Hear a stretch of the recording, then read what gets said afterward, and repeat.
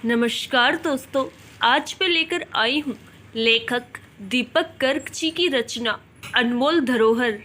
पापा जी आपसे कुछ पूछूं? हाँ मेरी प्यारी सी राजकुमारी, पूछो। आप रोज रात में इतनी देर से क्यों आते हो?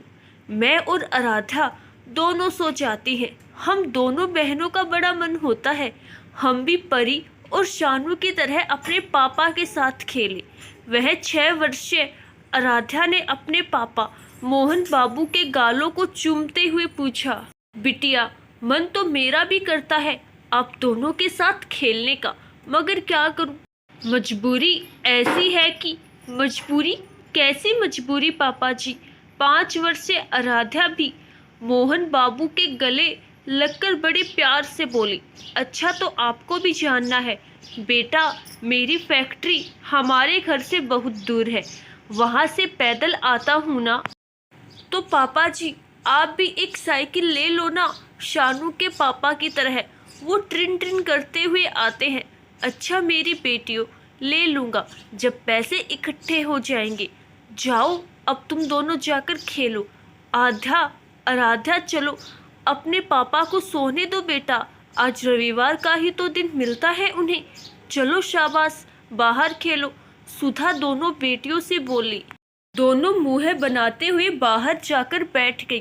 थोड़ी देर में सुधा बाहर आई, दोनों को उदास देखकर बोली, क्या हुआ, तुम दोनों यहाँ क्यों बैठी हो? खेल लो।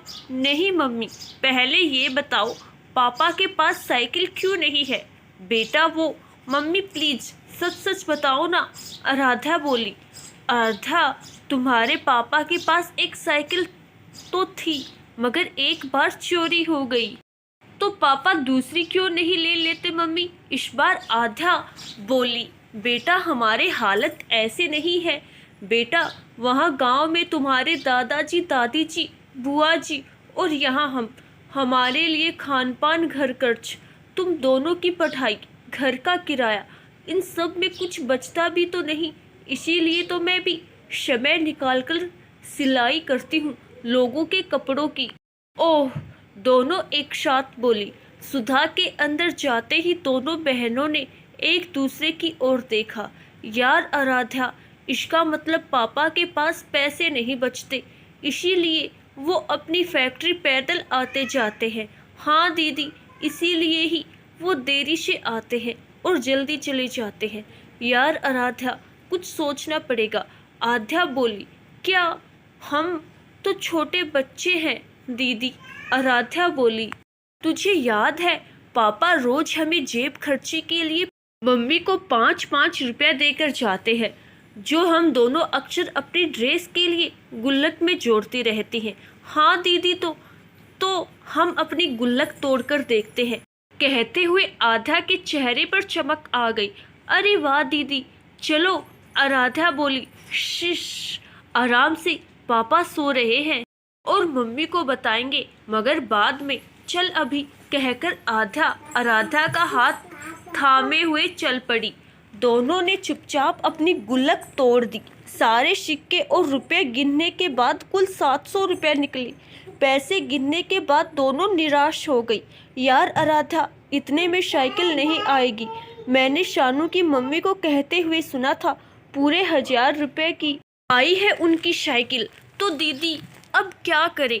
आराध्या उदास होते हुए बोली। चल मम्मी से पूछते हैं, शायद कुछ बात बन जाए। दोनों ने सुधा को जाकर पूरी बात बताई तो वह भी रो पड़ी। दोनों बच्चियों को गले लगाकर वह बोली, कितनी प्यारी, कितनी मासूम सोच है तुम्हारी, रुको मैं भी कुछ ढूंढती हूँ, कहकर सुधा चावलों और दालों के डिब्बों को टटोलने लगी। आखिर उनकी मेहनत रंग लाई और उसकी बचत के रूप में 350 रुपये इकट्ठा हो गई। अब तीनों की एक जमा राशि 1050 रुपये थी। सुधा मोहन को जगाने के लिए जाने लगी तो आध्या ने रोक दिया। मम्मी पापा को उपहार स्वरूप देंगे, वरना वह नहीं लेंगे। साइकिल कोई बहाना बनाकर मना कर देंगे। सुधा की ओर देखकर आराध्या भी यही बोली। ठीक है, सुधा मुस्कुरा कर बोली। अगले दिन तीनों एक पुरानी साइकिल की दुकान पर पहुंच गए और दूर से खड़े होकर साइकिलों को देखते रहे। दुकानदार बहुत देर से देख रहा था तो उसने उनको बुलाकर पूछा, क्या बात है बहन जी, बच्चों के लिए साइकिल लेनी है क्या? सुधा कुछ कहे इससे पहले आध्या और आराध्या ने अपने दिल की बात बता दी।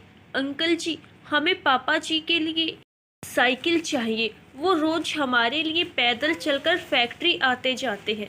दोनों बच्चों की बात सुनकर दुकानदार की आंखें भी भीग उठी।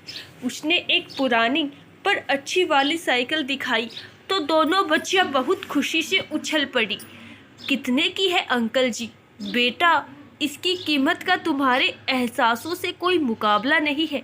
मैंने इसे खरीदकर सही रूप में तैयार करके लगभग 1200 तक बेचने की सोची थी, मगर तुम दोनों की बातों को सुनकर मुनाफा कमाने की सोचना भी पाप लगता है, तो तुम इसकी खरीद मात्र 800 रुपये ही दे दो। सचमुच अंकल जी? दोनों बच्चियां एक साथ बोली। उन्होंने दुकानदार को 800 रुपये देकर साइकिल ले ली। रात को जब मोहन थका हारा फैक्ट्री से घर लौटा तो साइकिल घर के अंदर खड़ी थी और दोनों बेटियां छुपकर देख रही थी पापा के चेहरे को। मोहन ने यूं ही साइकिल को देखा तो वह सोच में पड़ गया। उसने इधर उधर देखा और फिर साइकिल पर ऐसे स्नेह भरा हाथ फिराने लगा मानो वह कोई छोटा सा बच्चा हो। इससे पहले वो सुधा से साइकिल के बारे में पूछता कि ये किसकी है, तभी आराध्या और आध्या उसके सामने ताली बजाकर नाच उठी।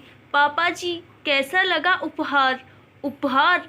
मोहन ने सुधा की ओर देखा तो वह भी भीगी हुई पलकों को साफ करते हुए बोली, जी, आपकी बेटियों ने आपके लिए अपनी ओर से उपहार खरीदा है, और तमाम बातें बताने लगी। मोहन की आंखों से आंसू बहने लगे।